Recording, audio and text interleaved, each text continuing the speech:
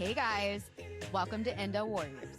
I'm Callie Greenberg. And I'm Jamie Silva. And this is where we have unfiltered conversations about endometriosis, Women's health, and what it's actually like living with a chronic illness. So grab your glass of wine and let's get into it. All right, everybody. I am joined by Heather Danby, host of the podcast Sharing Out Loud. Heather's show has created a space where people tell the stories they've been holding on to. And Heather, I'm so glad you're here because this is a conversation I'm really, really excited to talk about. Hi, Callie. Thanks for having me. Me too. And I'm not used to being the interviewee. I feel like I'm a much better interviewer, but I trust you to. I trust you to keep me on pace. I don't know what I'm doing. 95% of the time when I'm interviewing somebody, I literally will be in the midst of asking them a question and then I completely forgot, completely forgot what we were even talking about. Yep. Menopause plus ADHD all the stuff and just brain fog and being a human. Being a human, multitasking. I always start the show with my guest telling their journey, and I will have you do that. But today's episode is a little different just because when Heather and I got connected, we really connected on a whole bunch of different topics. And one thing we talked about was how both of our shows allow our guests to share some of their most personal experiences and how honored we both feel that they trust us to do that, because most of the time the people that are coming on our shows are complete strangers. Maybe we've had an intro call, but for the most part, we don't really know them. And we're asking them to come on and tell us, literally, spill your beans. So I do want to ask you, Heather, what your personal journey was, because you do have a health journey and how that journey led you into creating your show. It's a good question. It's a loaded question because I am in the everyday process of learning and growing and trying to improve myself every day. So the gods that be willing, I will hit my 7-year soberversary on March 21. And that's really exciting. Very exciting. Yeah.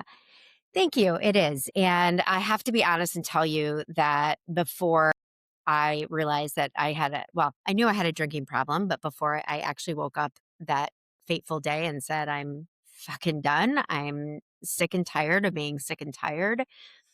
I would say 6 years leading up to that, I tried to stop. 3 years of hardcore trying to stop. In and out of AA, just trying on my own, but just flailing. But before that, what I thought of people, other humans, with either calling themselves an alcoholic, whatever you want to call them. Let's just say alcoholics. We have this vision of who they are and why can't they stop? And they're just assholes. And they just obviously don't have enough chutzpah or whatever you want to call it to stop. But that is just not the case. So AA saved my life. And there's a reason in AA, and I hated these words because I didn't understand it. I feel like it sounded very cultish, but cunning, baffling, powerful is what they refer to alcohol as in AA. And it's part of one of the readings. And it's true. It's baffling. Why do we drink alcohol if it's literally just like pouring gasoline into you? Why do we drink it if it's attributed to 7 different types of cancer? So it's cunning because for a lot of people, you take a drink and you either can't stop or you just don't want to stop because you're trying to escape yourself. You're trying to escape yourself. You're trying to escape what you're feeling. Or maybe you don't even know that. Maybe you think you're just having fun. And it's obviously powerful. Think about there's either power in, I can use this as a crutch to take it away from everything that I'm thinking and feeling. Men use it as power over women to get them drunk and do terrible things, or to put a rape drug in it, whatever. It's powerful. You can give it all kinds of definitions, but it is definitely cunning, baffling, and powerful. It is a disease. Anybody who's a alcoholic or a drug addict, I think we forget that they weren't born that way. And so image that we get of people, like you said, who are alcoholics or drug addicts is this person who's on the side of the road and talking to Paper themselves and like, paper bag with the yeah. drink. Mhm. Mhm. I oftentimes when I drive by, I will totally admit, I will be like, "Oh my God," like most people judge. And then people like you, which thank God there are, give it a completely different perspective. Yeah. And you forget, wait a second, this person must have been and probably still is going through hell. And they don't want to be an alcoholic. They don't want to be shooting up, but it's an addiction, just like any other addiction. Yeah, and I think that keep in mind too, what one of the things that I've really, really thought about over the years, and even really just the last several years, is you could have an addiction to exercise. I have that too. Hmm. It's definitely gotten to be more positive. I'm really lifting weights and trying to focus on being strong as I age. It's a different perspective. There's a different drive for why I exercise now than there used to be, but there's an addiction to sugar. There's an addiction. There are so many addictions. You could have my husband's addicted to fly fishing.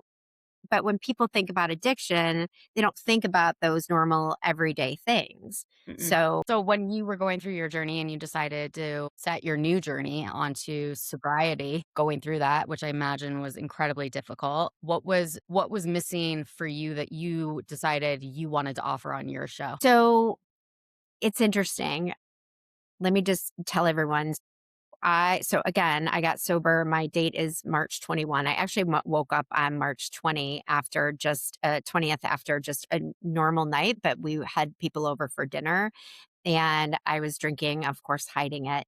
And I had to go upstairs and go to sleep. And we had guests over for dinner. And then I woke up. I was still drunk. I think I woke up in the middle of the night and probably had vodka underneath my bed and drank in the middle of the night. So I wanted to make my sober date an actual date where I no longer had alcohol in my system.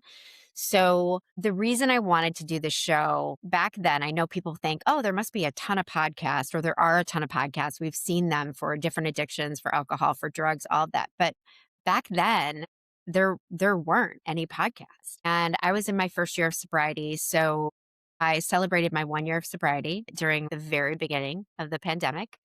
Oh God. Mm-hmm. Yep. We were on Zoom. We were Oh, on, where yeah. everybody else was becoming an alcoholic. Bingo, ding, ding, ding, ding, ding. And alcohol sales were up over 600%. Can I just tell you something about this?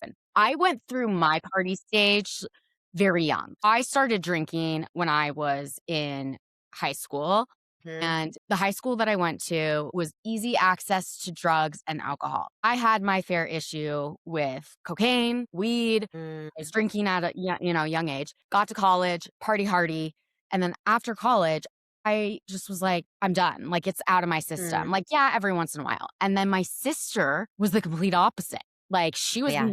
Miss Goody Two Shoes and didn't do anything. Like, legit, Mhm. there was a party she was at. She's going to kill me when I tell you this party, and the cops showed up and everybody ran.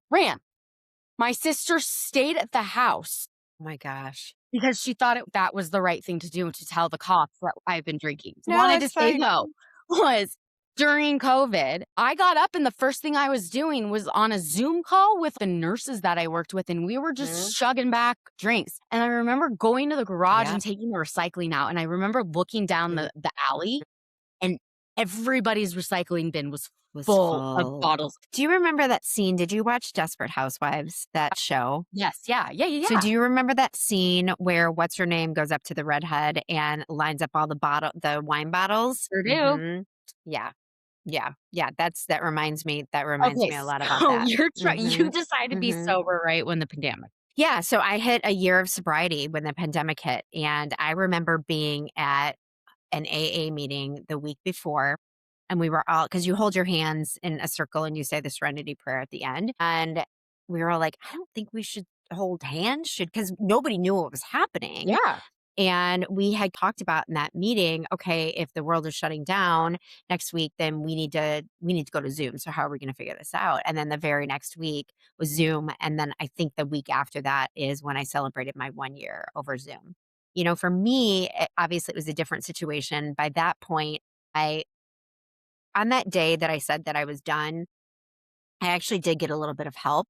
I'm not a doctor. I'm not promoting this, but there is a drug and I always freaking forget what it's called. Oh, it makes you really, really sick. There's something called naltrexone and it's supposed to take the cravings away. It didn't do that for me. I lost like 10 pounds on it because it actually takes away your it makes you really, really nervous. And I feel like Mm. my metabolism sped on it. It was a really weird thing and it didn't help the cravings. What it's supposed to do is when you take a drink, you're not supposed to enjoy it or feel anything. You're not supposed to get that high or that Mhm. buzz or that feeling. It didn't do that for me. So I took a different medication. Mm. I had gone to see an actual psychiatrist who whose entire background was alcohol abuse. And he had given me a prescription. It sat in my bathroom for 3 years. And I told my husband, who didn't believe it, I said, as soon as the alcohol's out of my system, I'm going to take this drug. He's like, I'll believe it when I see it. Really think that you're going to do this. But the key is so like, they even warn you, you get so sick if you drink on it, you will have to go to the hospital. So you can't even put hand sanitizer on. You can't like nothing. You can't like you have to be really careful because it interacts that much with this drug. So I did stay on that for 6 months just to make sure that there wasn't going to be any question because the 6-month mark is about as far as I had gotten. And then when I relapsed once after, because I went to rehab twice, outpatient, Mhm. and I had never gotten beyond 6 months. I told myself, if you get to 6 months, you can do this. You just can do this. So I didn't do it without help, which I'll get to. Why did I start the podcast? Well, like I said, AA saved my life, and it was a good friend of mine. Her name is Jenny Fields. She just celebrated her 10-year soberversary, and she and I worked together for years in the marketing advertising world. Heavy, heavy drinking corporate career, lots of alcohol, and I was an instigator of that for sure. In office parties, all that kind of thing. And she had seen my behavior on social media, and I even go back. I'll get reminders of certain posts, Aren't those the and worst? I delete them Yeah. immediately when they come up in my memories. A while ago, I had actually gone back and deleted a shit ton of them, but they still do come up, and it's scary because I have misspellings and what the hell was I saying? So anyway, she saw this behavior and she reached out to me, and she sat there and waited for me. And then I kept relapsing. Anyway, but I kept going and went to AA with her. And one of the things that I was doing was I went to go look for a podcast because I walk with my dog all the time. So I thought, well, I can be listening to something. There was nothing. I couldn't find anything. I was actually, this is crazy because it goes against everything AA stands for, but I was listening to recordings of like tape recorder recordings that someone had put on as a podcast. And I was listening, oh Really? yeah, I was listening to recordings from like the 80s. I'm like, who even thought to record these? And that's so again, like you're not supposed to record these things. A year into it, I thought during the pandemic, I was like, maybe I should start a podcast. But then, of course, all the self doubt and all that shit comes through. And why would I do this? I've only been sober a year. What do I know? Who am I? And then, of course, during the pandemic, a lot of people did start their podcast. So it was one day, a friend of mine, Judy, she had me on her podcast and we had been talking. She didn't know anything about my problem with alcohol. And I blurted it out that I was in recovery. And she's like, oh my God, would you like to be on my podcast? So I actually outed myself. I kept it silent. Nobody knew except for my family and my AA friends that I was getting sober. Nobody even knew I was an alcoholic. People It's might have, crazy. I know, it's But not you that people but hadn't that's the seen me thing when you drunk. have an addiction, Yeah. you become really good at hiding it, and So I wasn't that great. There were definitely people who knew. But I would say the majority of people, because when I ended up talking to friends about it, they're like, I wish I would have known, I would have been there for you. And I'm like, well, that's really kind and that's wonderful and lovely. But obviously this was my thing to deal with. Mhm. And I needed the AA community at the time. So yeah. So then I was on Judy's show and I mentioned in it that I had always wanted to do a podcast, but then it was a full year later where I just sat down and said, what are you doing? Just do it. So I Googled and I sat for 8 hours and I was like, I'm just going to do this messy because if sharing my story and sharing other people's stories, just like you with your podcast, can impact one person, two people, three. If it's just one person, we need to be sharing out loud about these things. We need to be more honest about our trials and tribulations and struggles. So that's kind of what happened. There's a lot on that I admire you for, and I I honestly I can understand the struggle and the difficulty on a different level when it comes to my endometriosis. And when I was looking for a podcast or a book or something, there are podcasts and books out there on endometriosis, but what I found was not what I was looking for, which was the rawness, the realness. And so that's when I was like, that's literally who I am. And to a point where people are like, "You're too blunt, you're too Yeah. loud." And I'm like, "Well, then I guess I'm just not for you." But I was like, the community needs a place where they can just come on and tell their story, and they can tell as much or as little as they want. They don't have to sugarcoat anything. They don't have to look all pretty. Same with you. I was like, "I'm just gonna do this." And I waited for a year because same thing, self-doubt, Mhm. and then I just decided to do it. But we talked about this. There is something so magical that happens when we decide to be open, Yeah. not performing, and just show up authentically as who we are. And it's very healing. And I'm always, which I'm sure you are, so grateful and honored anytime I ask a guest if they would like to come on and share and they Mhm. say yes. To Mhm. me, that is like the biggest gift. And Yeah. I right? Yeah. Like, At one you are trusting 100%. me. Yeah. You are Yeah. trusting me Yeah. to guide this interview and put it out into the world. And I'm like, to this day, every time somebody says yes, I can't stop thanking them enough because it means so much to me that they're willing to trust a stranger. But like I said, I think it is that we all crave as human beings connection, and sharing our story is a way of doing that. Yeah, and there's power in community, right? So community, that is connection. And you never know who's listening. You never know who's watching. So this is a perfect example. So Dr. Dunn, she's Dr. It's Done with Menopause, Dunne, Done with Menopause is her handle, and she is freaking hilarious. She deserves her own comedy tour. She's also she's an internal medicine doc who is now certified as a menopause doctor. And I actually asked her to be on only when she had like 1,000 followers. She has well over 100,000 now. And this was probably 6 months ago. She blew up and she wasn't doing podcast at the time. I got a message from her saying, "Hey, if you'd like me to be on your podcast, I'd love to be on." I wasn't doing them before, but I am now. And we've been private messaging, and I follow everything that she does because Yeah. she doesn't just talk about menopause. She talks about all kinds of stuff. And I just love her. We were chatting, and she said, "Hey, by the way, I wanted to tell you that I'm not drinking as much and it's because of you." Yeah. Or you have a lot to do with that. And I was like, "What? I didn't know you." I don't even, because I feel like I probably talk about the connection between menopause, perimenopause, and alcohol quite a bit, but you don't know who's watching and you don't know who's listening. And I was just dumbfounded. And she doesn't have a problem. But in perimenopause for her, she feels like absolute fucking garbage. And you waste an entire day or two trying to get over the even just one or two drinks. And she's just like, it was just such, It is. I know and the exact feeling. and Callie, it's been a really hard couple days just with everything going on in the country. And I've just been a little down, having a hard time about things.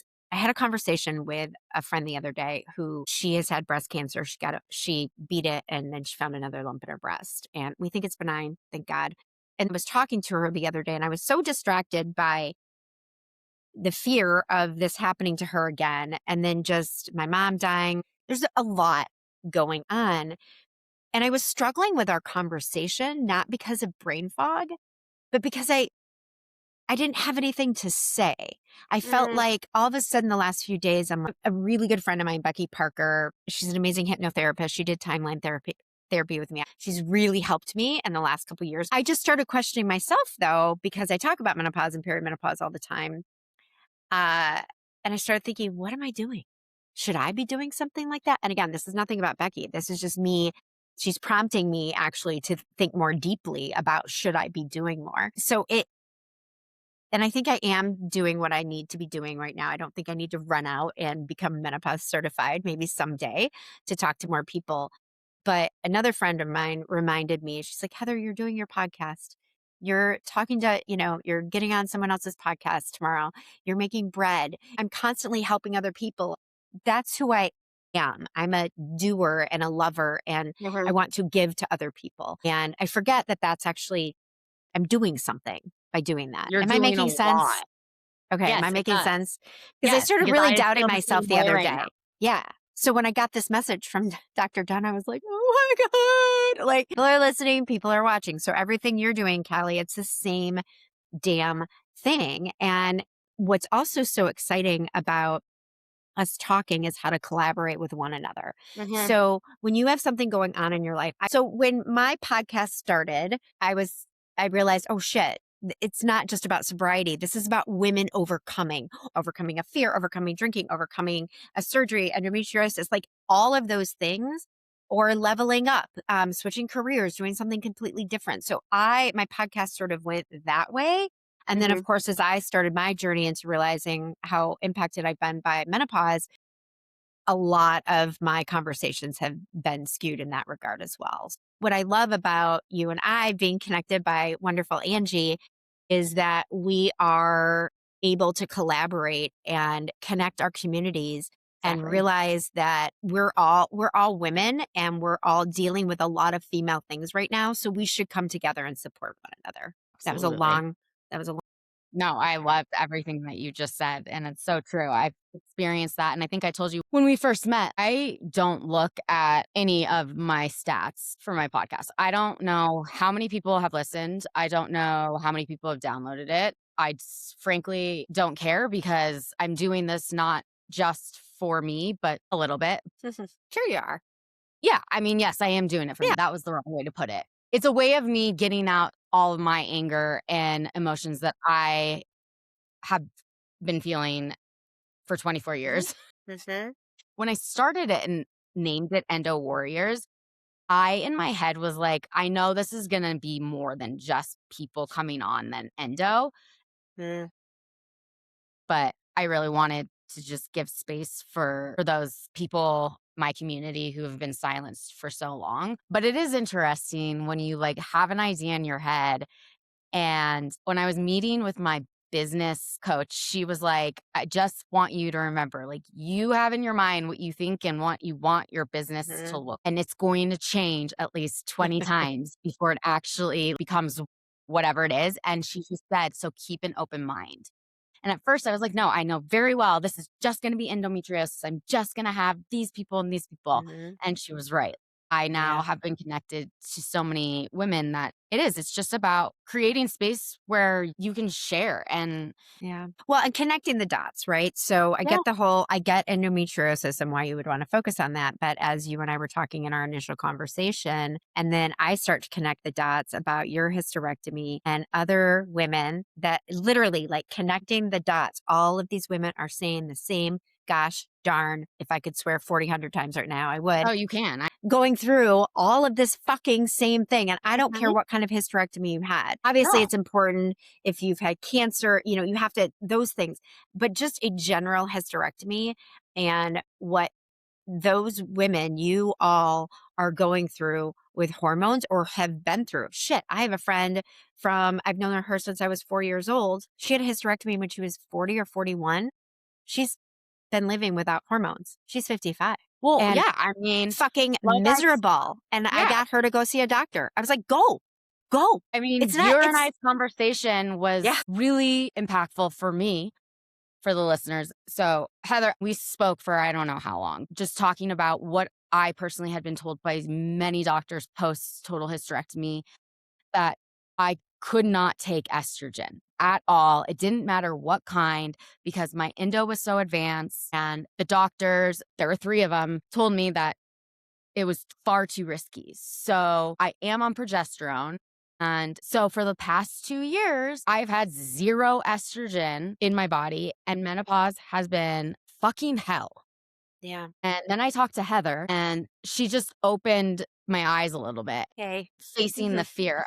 which we talked about too, which a lot Yeah. of people with endo, we have a lot of PTSD and fear of trying a new drug. So I told Heather, I'm going to hold myself accountable so that I go with an actual hormonal specialist and talk about the fact that I probably can get on some estrogen. Yeah. And I think that this again, this is sharing out loud, right?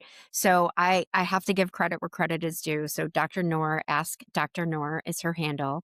She has reels where she talks about this exact kind of thing. And she's like, no, I fucking treat women with using estrogen and all the hormones who have had hysterectomies all the time. Now, again, I'm not a doctor. She's not your doctor. She hasn't seen your test results in your labs. But in general, women who have had hysterectomies, endometriosis, should not just be no. There should always be a second or third or fourth or fifth opinion.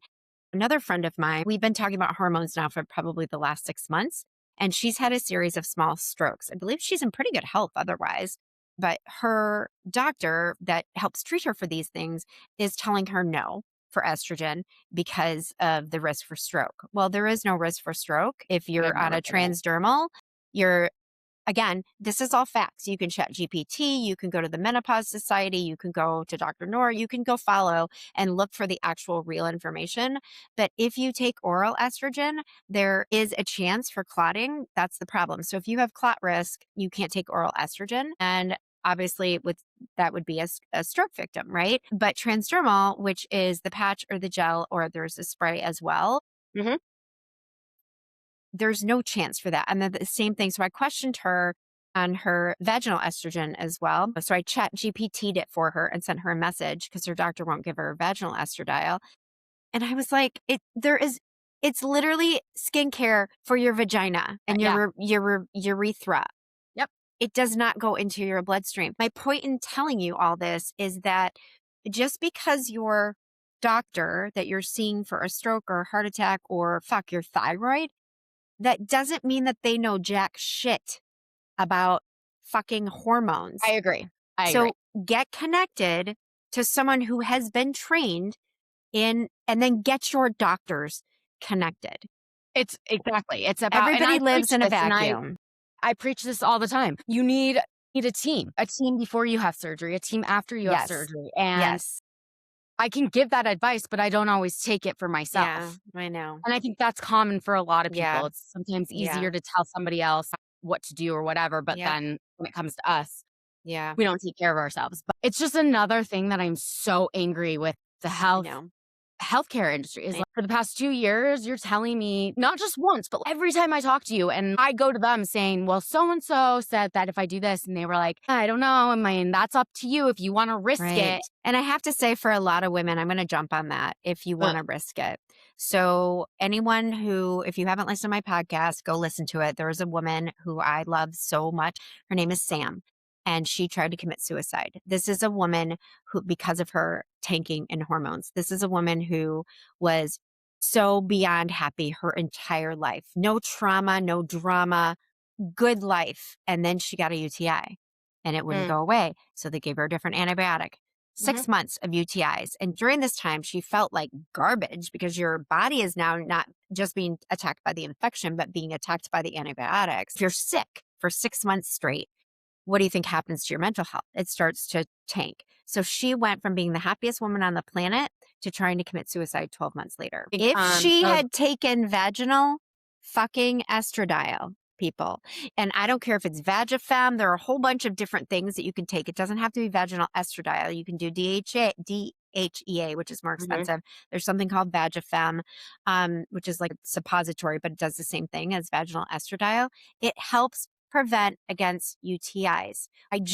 Oh my God, I just read this. I just read something about a woman dying in a nursing home from sepsis from a freaking UTI. UTI. Yeah, it's very common in older people. Oh my because, God. But yeah, it's but very this woman's common. 50. This woman is 50 But or that's was not 50. as old as I thought you were Right. thinking of. No, Right. she would Yeah. no. So we should all, after Okay. 40, on vaginal estrogen. Again, it doesn't go into your bloodstream. Think of it as skincare for down there. Here's where it gets funny and you can laugh your ass off. So think of it as skincare for down there, but it also works to keep it healthy. So what it does, it helps bring your vulva, your vagina back to life. And it also helps protect your urethra, because all of those parts and pieces and tunnels are connected. So Probably helps from also being a Sahara desert down there. ding, ding, ding, ding, ding. So what does skincare do for your face? Exactly. Moisturize. Yes. So vaginal estradiol does the same thing. So I went to my appointment and my menopausal appointment, and I didn't think she was going to do an internal, and she did. And she's Mhm. looking at it and she's like, "Oh, we're doing well. We're doing all pink. Let's look at your clitoris. Let's make sure everything's good." And I was like, "Wait, I'm all pink down there?" She's like, "Oh yeah, everything's puffing and looking good." And I was like, "Wait, I no longer have a senile vagina," because did you know that's actually like in the textbooks? No. They call it a senile fucking vagina. Yeah. So it's like calling like somebody who's over 35 Geriatric geriatric senile for like a pregnancy. vagina. Thank God. So, yeah. So she goes, "Oh no, you have the vagina of a 20-year-old again." I was like, I love that. "All right. Okay." I'm not saying it's going to bring your orgasms back or help you with your libido. That's not what vaginal estradiol does, but it will make you healthy again down there. And I don't think women realize how important it is. So when No. I started to experience sex feeling like broken glass Mhm. for real, Mhm. I was No, like, I know. "What's wrong with me? What is going on with me? It's all this." And then they looked at me and she's like, "Oh yeah, you have," what did she call it? Shit, it wasn't geriatric vagina or senile, but it was something like that. And I was pissed because I was like, "What are you even talking about?" But she was right. I was aging down there. I was like, I probably look like a shrivel up prune down there. And now I'm apparently puffy and pink. Puffy and pink.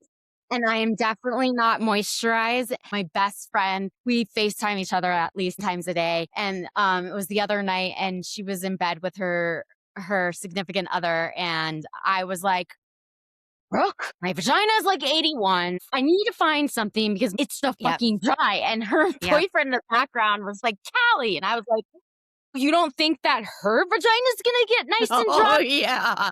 Pretty soon. Pretty soon. So, really, Dr. Noor thinks you should start at any time. Like after Yeah. 40, she is all about it. Okay. The other product that's out there, again, check with your doctor. One of my best friends is a pelvic floor specialist. She's been doing this for over 25 years. She's seen a lot of vaginas. Okay, folks? You want to talk to her about the progression or regression of hair down there? She's the one to tell you. She's seen everything. I'm So sure. she told me she does DHEA instead of the vaginal estradiol cream. Again, it's expensive. Insurance doesn't cover it. It's fucked up. Okay.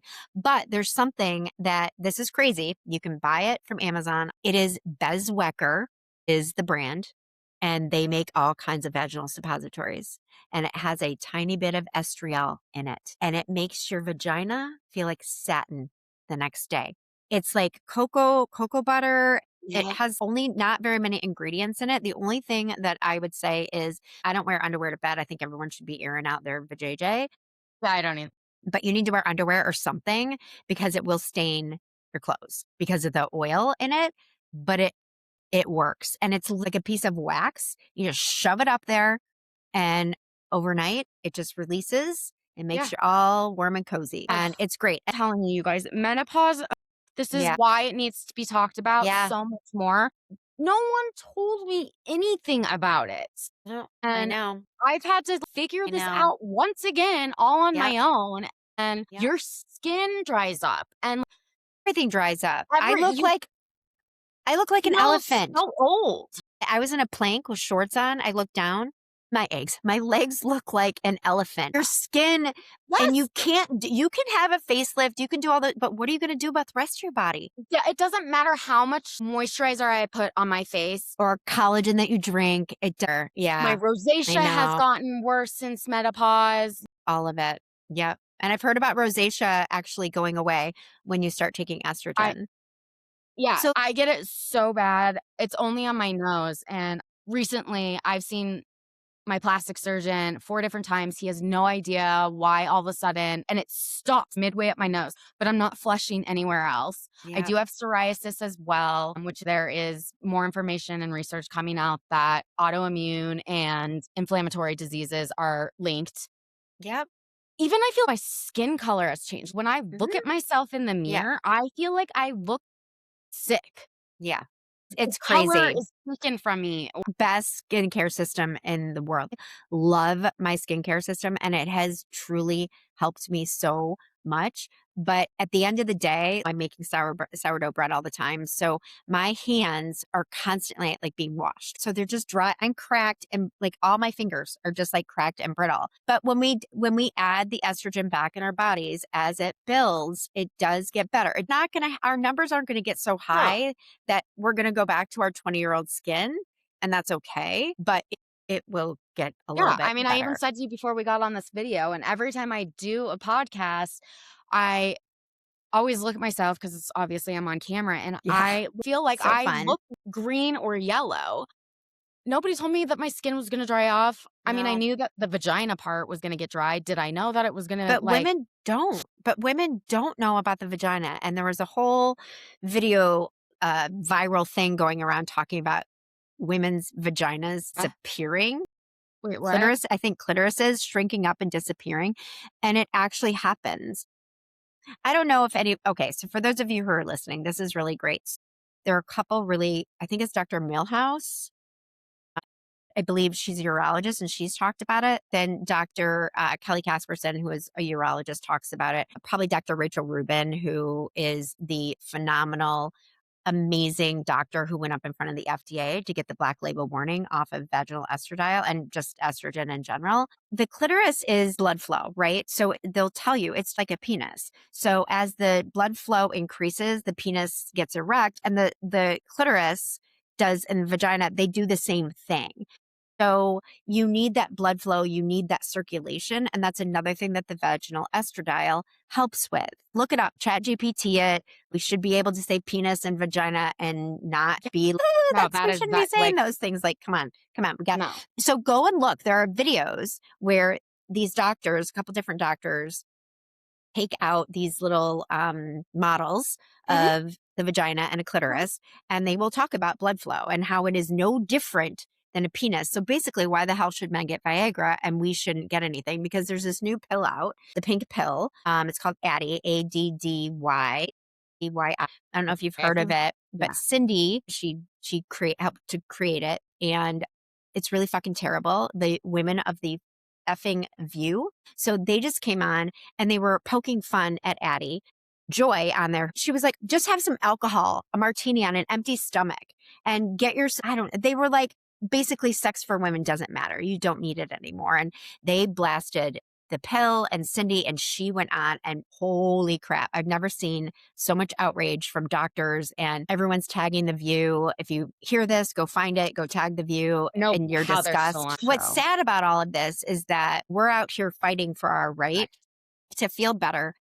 If we're going to age, if God damn it, you doctors and pharmaceutical companies are going to keep us alive longer, but you're going to make us suffer through it all, no way. Go to hell. And not Get just away that, from me. make access impossible. That's exactly it. It's absurd. So I want to tell people part of my journey, my drinking really ramped up in perimenopause. I definitely had trauma. I had trauma that was never dealt with from the time I was little and my mom went back to work, and there were some abandonment issues, which didn't realize until I went through timeline therapy. Because I always wondered, why did I drink so much? Why did I become an alcoholic? Why me? Why me? Why me? What is it about my life? But then I look back, and frankly, after through the course of my mom dying and my brother and I get closer, my brother's a recovered drug addict and alcoholic. He's been sober since he was 19 or 20. It's crazy. But he and I have spent a lot of time talking in the last couple years about incidents in our house surrounding his alcohol and drug abuse and the family dynamic. Mhm. I don't remember any of it. When you start going through trauma therapy, it's like a Yeah. flash. The scenes come in flashes, but then once you're putting it together, your brain literally shuts that memory down completely as a coping mechanism, Yep. and it's It's wild. protecting you. It's Yeah. crazy. So there was all of this stuff going on, and starting in probably junior high, a lot of shit was going down. And then I had some other struggles that I was going through. And then at the same time, my mom and I were driving in the snow. I was 15, I was a sophomore, and we came upon a truck with a guy, waving his hands. And it was one of my brother's friends, and he had just hit a little girl, and she was pinned underneath the car. She died. God. And he slid on the ice, and she was walking home from school. It was terrible. My husband didn't even know about it. I had blocked that shit out of my Mhm. fucking memory. And then my brother, he got into a drinking and driving accident in high school. They were all drinking, they were all wasted. Anybody could have been behind the wheel. There was a lot of trauma that went on. And I drank kind of on and off, but I kind of went off the rails when I got married. My husband's family drinks a lot, and I thought it was really fun. I'd never had a dirty martini before and all of these things. And then when I had kids, I would say the drinking ramped up, and I just think I was predispositioned. Is that right? Yeah, Predisposition, I right? mean, like, yeah, because Right. So, it runs in your blood. yeah, definitely. I mean, I have lots of alcohol abuse on my mom's side of the family. Um, when I had my son, I almost died during childbirth, and then I had terrible postpartum depression for various reasons, and it wasn't treated. So this is kind of when I where I want to tell people, again, sharing out loud. If I were having a baby now, and if I were, and let's say I had a baby at the same time, I was a little bit older. I was 34 when I had my son, 38 when I had my daughter. It's so fucking incredible that people are sharing out loud and talking about all that they're talking about now because my life might have been very different. Dr. Noor suggests that because she started going through perimenopause really early, like 37, she said, "Oh yeah, I would have just thrown an estrogen patch on you." Because the problem is that your body, you're full of these hormones when you're pregnant and then they just fucking tank. Literally And it's that the same baby thing when you comes go through out. IVF. They Yes. pump you, and then as soon as I would Yep. get that call from my doctor that I wasn't pregnant, I had to Yep. stop everything. And I Yep. did this 4 times, back to Yep. back to back to back. Yep. I Yeah. legit did I'm go sure you crazy. did go I crazy. I did. went crazy. Yeah. I did. I thought I Yeah. needed to be admitted into a crazy house because And again, going back to Sam from my podcast, she was in a mental institution in the UK for a total of 13 months well, and because, suicidal thoughts are very common yeah. within Endo community because we go Yep. all these years being dismissed and not Yep. believed and dealing with this Yep. pain. Yep. I was suicidal. Yep. I was Same. going through some deep shit, man, in my Yeah. head. I've been talking a lot with a friend because her daughter has PMDD. And looking Mhm. back, and Dr. Nora addresses that as well. I asked her this in that episode. So you would treat potentially a 17-year-old with estrogen? She's like, absolutely. And Dr. Louise Newsom did that with her daughter who had such terrible PMDD. And I was suicidal. I had terrible depression. And PMDD starts early and it doesn't go away. So I just learned this fun fact. After you get your period, however old you are, it takes at least 5 years to regulate at all. So Okay. you're up and down. Think about these poor girls then. So this is what you're seeing when you're 12, 13, 14, 15, 16, whatever. You're up and down, up and down. You're all over the fucking place. So going back to look at my past, I'm like, well, that is interesting. I bet I had PMD. I'm sure of it actually. Can't pinpoint it. But then I had this terrible postpartum depression, wanted to die. Things were terrible, not good. And then I had another baby at 38. And then looking back, I I probably started to drink a couple months after I had her. And then if you think about perimenopause, they say 10 to 15, 10 years. No, it can be like 10 to 15 years. You can start pretty early and then have it still go 15 years, not 10 years. So I think about that time and I truly believe that I was still, my hormones were tanked and they weren't getting back up because I was perimenopause. My body was saying, no, no, no, no, no, no. You're going into this state anyway. We're just going to be a roller coaster. And some days you're just going to tank, and other days you're going to be up and it's going to be all over the freaking place. So, the thing not to do, ladies, when you're in perimenopause or menopause, I don't care if you're like post period, doesn't matter. Don't drink. Your body changes, and the lack of hormones in your body impacts the way that you absorb and react to alcohol. So alcohol is not the answer. Drinking one or two drinks and you feel like shit, like you've had five or six, that's your body rejecting it because you don't have the hormones. It's all fact, it's all science. People are starting to talk about it more and more. Alcohol is not your friend, alcohol is not your answer. Go to your doctor and talk about estrogen even as early as 40, 41, 42, like even that early. Dr. Dunn said the same thing about a hysterectomy. You don't wait until the woman has the surgery. You give her the hormones before she has the surgery to prepare for that loss. What the fuck are we doing? What are we doing? What are we even doing? What the fuck is this hell Yeah. industry doing? We have to deal with our trauma at the time that things happen. We can't just push things off, but you have to learn alternative ways to Yes. Fill your cup. regulate your system, right? So And with your endometriosis and anyone of your listeners who has that or has any other sort of medical trauma, it's Mhm. trauma. And you can't, I don't, doctors dismiss it. You should be meeting with a psychiatrist before your surgery. A trained psychiatrist should be a part of that team that you referenced.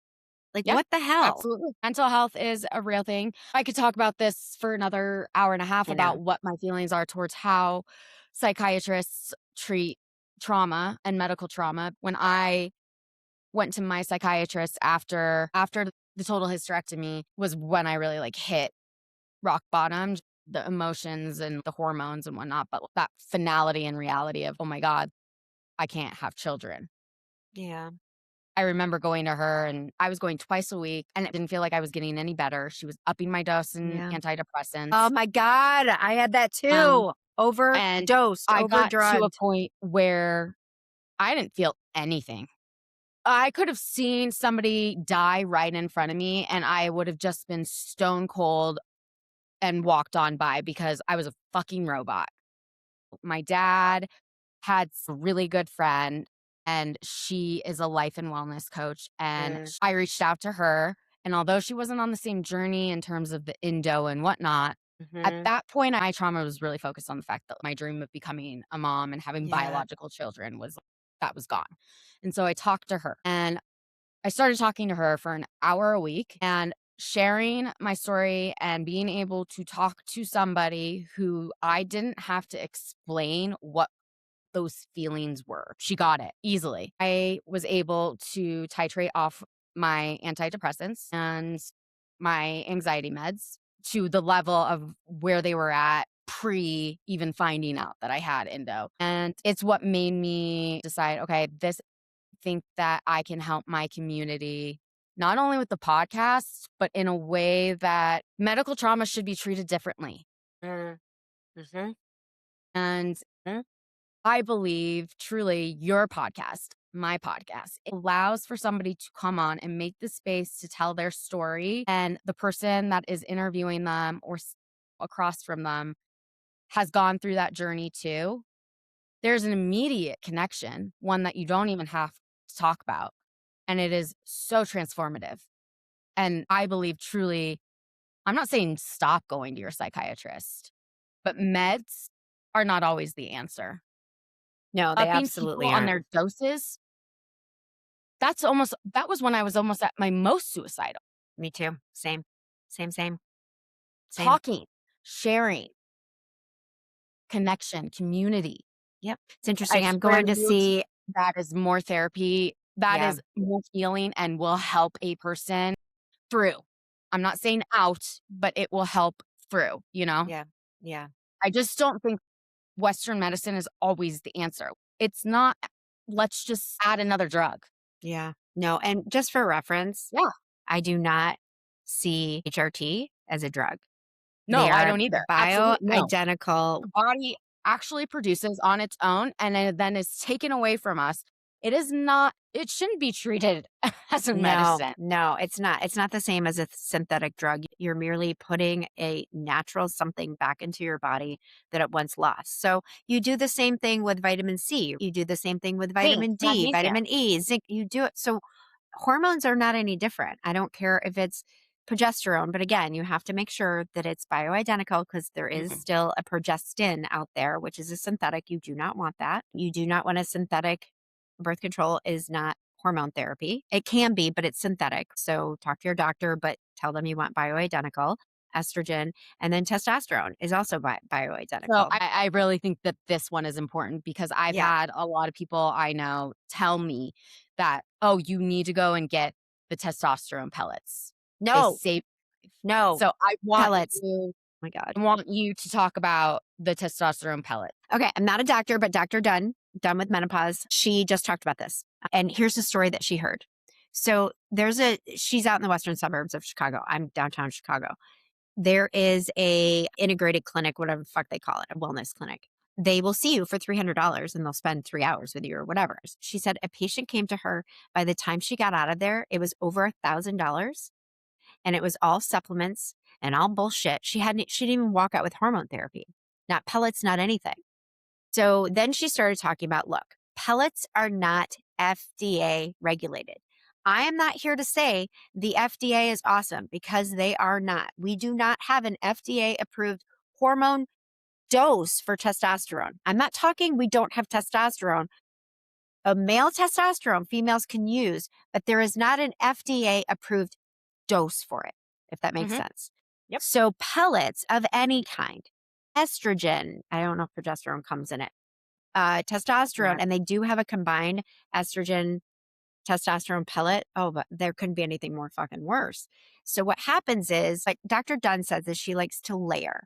So she, let's start here. Let's start at maybe a 0.05 for the estrogen patch. And let's start with just the tiny bit of pea-sized amount of testosterone. Let's start with 100 milligrams of progesterone for your sleep. That's the sleep drug. It helps make you feel all warm and fuzzy and yummy. Which I don't think and does it works shit. with estrogen. Well, progesterone helps you fall asleep. Estrogen helps you stay asleep. So that's what they say. I know I'm progesterone resistant. I can't take it. Yeah, I don't keeps think it me does up. anything The for me. majority of the Yes. women, it does help. But for those of us crazies who somehow if there's a 1% chance of something happening to us as a side effect, it does. You and me. That's where we're at right now. And also, if you have red hair, gosh, yeah. that gene, Yep. I don't know if the doctor's ever told I've you, but heard if you were that. out there and you're listening and you're a redhead, there is a gene in us that we have a higher tolerance. And so any type of sedation or drugs or whatever, it takes more for us to Me too. absorb. I have that too. Yep. Okay. It's the reason I walked out of my colonoscopy completely fucking high as a kite on really scary drugs because I woke can't up. get none. Yeah. Like when I go to a dentist and I'm Me like, too. look, you're gonna have to give me more. too. And they're like, I'm sorry. Yeah. And I was like, Yeah. okay. I woke up during my colonoscopy, so they had to give me more fentanyl, and then I walked out there fucking high as a kite. Yeah, it was really scary. I didn't know that they were giving that to me. I would have said no. Give me Okay, so something else. back to testosterone. Anyway, so back to testosterone. So what happens is you have these pellets. They're smaller than a thing of rice. They're tiny. They don't come out, people. So what Dr. Menopause talks about, Dr. Dunn talks about layering, right? Let's go slow. Let's see where you're at. Your symptoms are X, Y, and Z. You're having terrible hot flashes. You're having rage. You're having brain fog. Maybe you're having some ringing in your ears. Your joints hurt. But we're still going to start and we're going to layer and see what happens. With the pellets, you can't do that because when they're in, they're in. People, when you're injected with something, do you think you can squeeze it out of your ass or something? Like, that's not how it fucking works. I have a friend that did this. She didn't listen to me and she went, she's like, I'm going to have him taken out. I'm like, you can't. Oh my God, why aren't you listening to me? So the pellets are in, they last 3 to 4 months. So here's a couple things. So if you're all of a sudden, oh my God, this is crazy. I think Dr. Dunn said that she measured someone. Yeah, she did. She measured someone's testosterone, a woman, at 400. She was losing her hair. She was growing facial hair, all these cystic acne, all these crazy things. I think the highest that Dr. Casperson says she wants anyone at is 150. But here's the thing. We're all different. Somebody could feel fine at 50. And someone's like, that's not enough. I need more. I also have a friend who does pellets. And she's always at I think she's at 100 or maybe 150. And they work for her. But here's the thing that she has said. They wear off. So think about it. Let's be logical for just a second. Let's all put on our logic hats. If I'm spreading my gel, my estrogen and my testosterone, right, on my body every day, I'm getting the same amount every day. Maybe. I think that our body doesn't always absorb the same amount, but let's just say for sake of conversation, when you have pellets in, they are slowly dissolving to nothing. So what's going to happen in those last couple weeks before you go and get that shit injected again? You're going to feel like garbage. So my one friend just realized that, and she's going to go get her pellets earlier. And that's fine. Again, she loves them. Great. But so many women out there say that they love them. But what happens when you spend all this money because it's out of pocket, it's not covered by insurance? What happens when that shit's injected and your hormone levels are so high? Yes. So that's what I will say about pellets. I have not done them myself. I am not saying anything against them. If they work for you, that's great. But women, maybe don't start that way, especially if you're budget conscious, if you're worried about how you react to things. That's just my PSA. Again, to each their own. It's kind of like oral estrogen. If you want to take it, but that's not the first line for most doctors because it has to go through your liver. Your liver processes it. and then things happen. It's not the same as when it's transdermal, which just goes immediately into your bloodstream like a patch or a gel or a spray. We Yeah. could sit here and talk for I like know. another I know. 4.5 hours. I love talking to you so much. Same, same. At the end of every episode, it's my rapid question fire game. So, what would be your theme song if you had to walk out onto a baseball field or whatever? My God, this is terrible because I'm I know so this is why I love doing it and I don't let anybody know because it. it catches you off My guard. God. But I think it's fun. Yeah. It would be hard rock 80s, like Def Okay. Leppard or Quiet Riot. That's what I listen to when I work. Okay. How about Eminem? It's Something by Eminem. Woo, woo. yes. Yes. Yeah, there you go. Anybody who is a millennial, I say it right here. Come at me if you want. I don't give a fuck. We grew up with the best rap music. Our generation, that is what rap is. Yeah. Like Biggie and Agreed. like Snoop. 100%. Gen Zs don't even know what hip hop and good rap is. Okay, if you could be part of a family on any TV show, which family would it be? Oh my God. Let me think about this. It would definitely be a comedy of some kind. Yeah. Where I just fucking laughed all the freaking time. I would love to be I would love to be on a TV show with Tim Allen. Okay, and then your favorite fast food Oh my God. if you eat it. Yeah. Oh, it would have to be it would be French fries for sure with mayonnaise and ketchup and ranch Oh, dressing. okay, you All of lost me it. at midnight. All of it. All of it. Mayonnaise and ketchup mixed together and then some ranch dressing too. But I would either get them from Shake Shack. Shout out Shake Shack.